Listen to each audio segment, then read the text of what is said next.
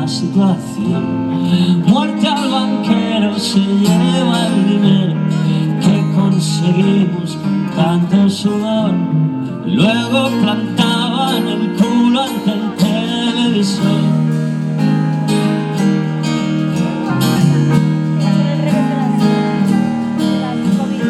Juan y María hicieron un trato: nunca jamás rompas mi corazón.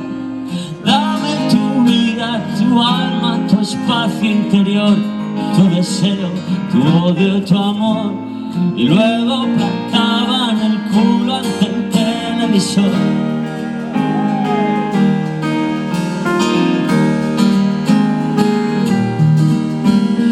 Cuánta elegancia y cuánto buen trato, gusto exquisito en la decoración.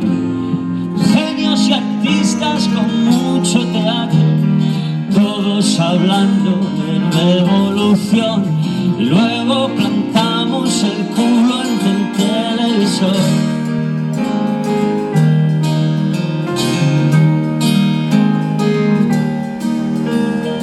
Todos hablaban del cambio inmediato, nadie pensaba en el cambio interior.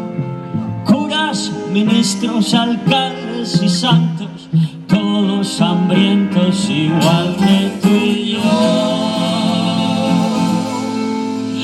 Y todos bailando, cantando, comiendo, bebiendo, jodiendo, riendo, comprando, vendiendo, mintiendo y viendo la televisión.